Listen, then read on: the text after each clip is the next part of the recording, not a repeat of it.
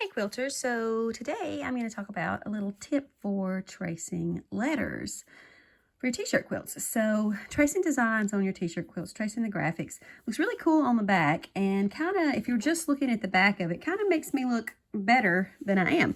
So you can see here that I have already done some fillers here, and I'm going to just get closer for you. We've got some double C's here, and I do have a tutorial for double C's. They are a nice, easy, beginner-friendly design, so I'll link to that tutorial here. And anytime you're doing tracing, double C's make a great filler design, as well as loops or stipples, which I also use a lot of as filler designs when I'm tracing. But the thing with tracing letters is that there are a few ways you can do it. Some people, and I've done this before, you'll see people, they'll trace each letter separately. So they'll come off of their double C, trace the K, come off their double C, trace the C, and then do each letter separately, and that's fine. And some people, you can kind of follow along your stitch lines and go back to the part where you need to be, and I've done that also.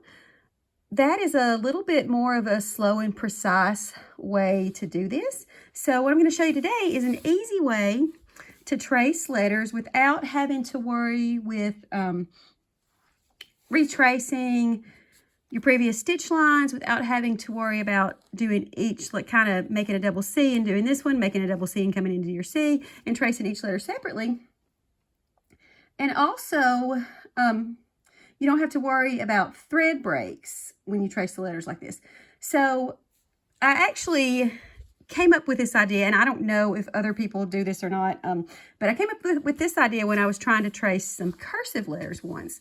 I thought, well, that'll also work with regular letters. So when you are tracing graphics, you kind of need to plan ahead a little bit as far as making sure that you start tracing with where you want to end up in mind. So in this case, I want to end up,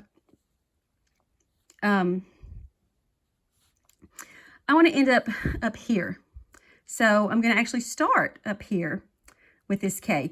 So I'd like to end up coming off of this K right here, and then being able to do my double C's. So I'm going to come in with the double C's right here. And I'm going to sort of start with tracing basically the top half of the letters and then make my way around. And then when I get done with that, I will trace the bottom half of the letters and come out here. And that's going to make a lot more sense here in a minute when I show you. But something to keep in mind when you're tracing letters, depending on how far your letters are apart, you may be better off not tracing them exactly. So maybe tracing a little bit to the outside.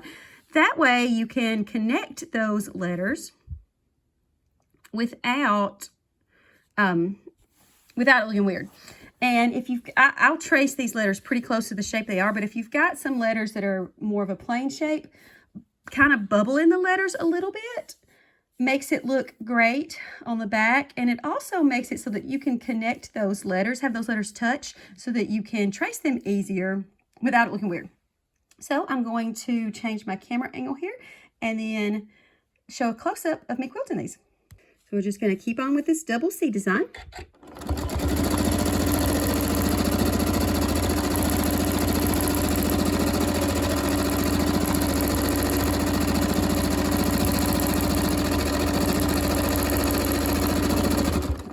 All right, so now I'm going to go right from this double C into tracing that K.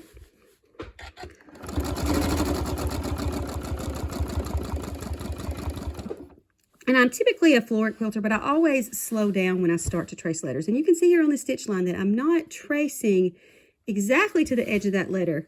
And that's just so that I can have these letters touch and make it a little bit easier on myself to trace without it looking strange.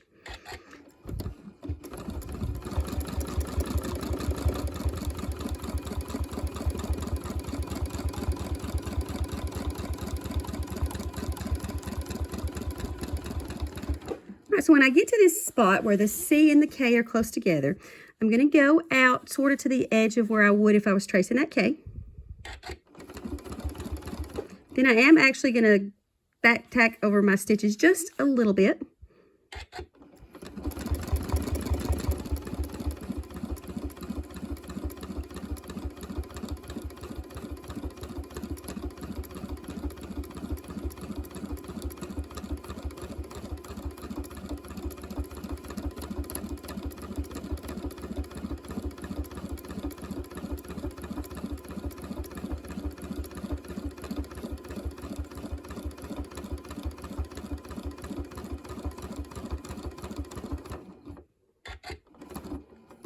Now I am stopping at the point where that lightning bolt and the C meet.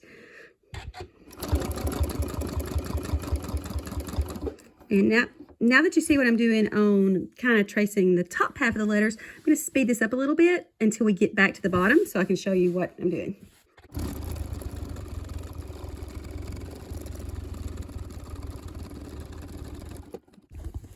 So here you see on this O, I'm stopping at the point where that R, the stitch lines for tracing that O and the stitch lines for tracing that R would kind of meet up.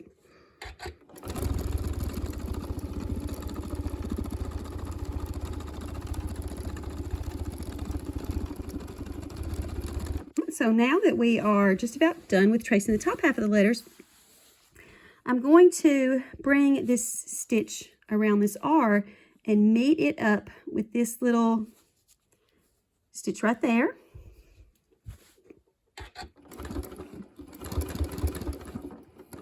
Then I'm ready to do the same with all the other letters.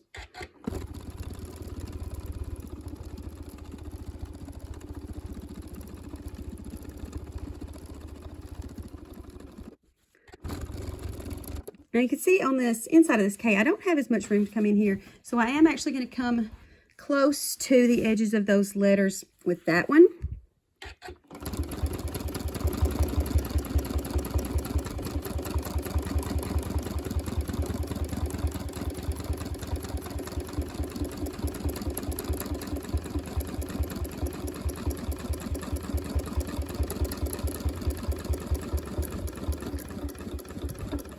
Right, and here we are coming out exactly where I wanted to, and we can just fill, sorry about that, we can just fill the rest of the space.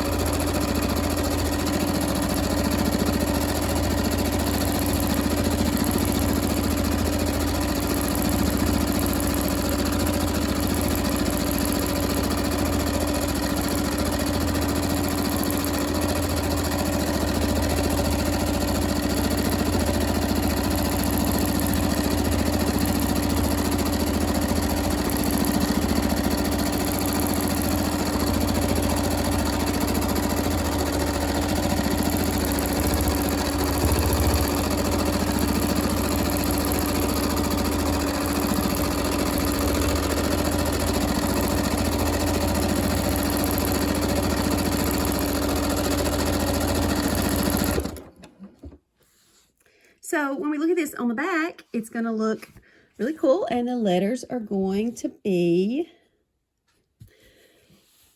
showing it backwards on the back, just to make your back of your quilt look really cool. Really cool.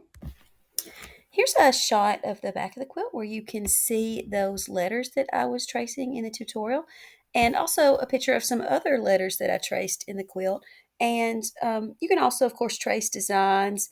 It does take practice just like any other quilting, but this way to trace letters I feel like is a lot easier, and it helped me out a lot, so hopefully it'll help you too.